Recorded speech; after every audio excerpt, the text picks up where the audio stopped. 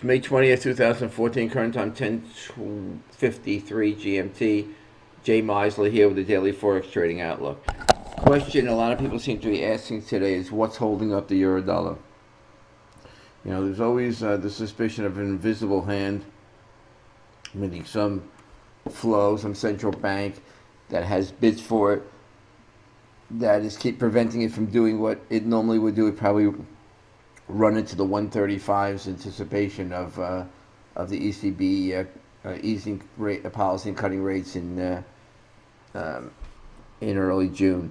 Well, here we are. Let's just look at it. There's no news coming out today, so we're back to watching stocks, bonds, and whatever flow is dominating, which today is a weak Aussie dollar, is the main flow, and also the New Zealand dollar. So that seems to be the flow that's keeping dollar yen under 101.50 and maybe provide some support to the euro dollar. Whatever the case, let's take a look at what's happened here. We've had five days in a row where it's closed between 137 figure to 10.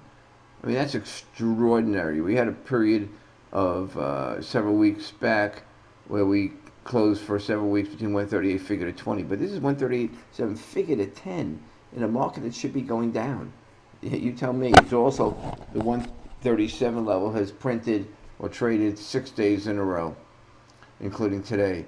So that's clearly a level to watch, not only on a closing basis, but whether this pattern persists. And people who follow me know the longer a consolidation pattern like this takes place, the greater the chance of a directional move once it's broken. But right now we have 6 days around 137. Risk is pointed down, as you can see on the daily chart. The 100-day moving average is 137.36, just above that 137.30 to 34 level, which has capped the euro dollar for a better part of a week. On the downside, we have 136.47, which is last week's low, and 136.33 is the 200-day moving average. So that's where you stand as far as the parameters go. Here is your 4-hour chart. You can see what's happened here.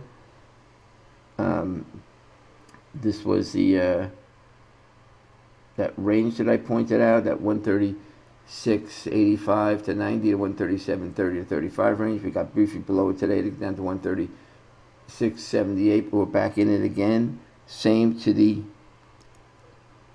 1 hour. Look at this.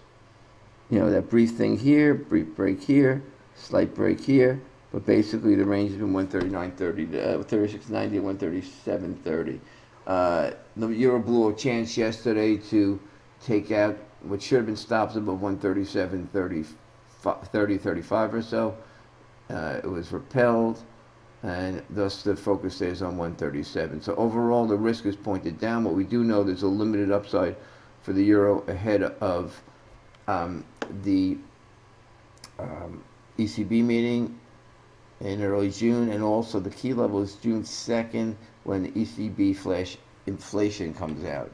Otherwise, we have more of the same. Market will look to sell rallies unless we get above 137.30 to 35. But somebody's sitting there with an invisible hand right now protecting 130, really 136.50. So, you know, that's what you're up against. If you want to trade these tight ranges, just be alert that when you're in tight ranges, small moves can make you exaggerate your sentiment. But overall, risk is still pointed down. But, you know, when you're in 137 figure to 10, closings 5 days in a row, it is one frustrating market. So, I mean, that's it for today. Right now, it doesn't look like much is going to happen, but that's the time you have to stay alert. So, as I said, the bias is down unless we take out 137.35, really. This is also the 100-day moving average. I've been posting some links. Everybody sees them. The 1-9 strategies, trading strategies you can use to trade for a low volatility market is so timely. And for those who haven't read it, I strongly suggest you do so. Just click on the link that's embedded in this video. Click on it. I think you'll find it very useful for markets like these, and show some strategies of how to make some money, hopefully, in this type of market. Good luck and good trading. The link is right here. Just click on it.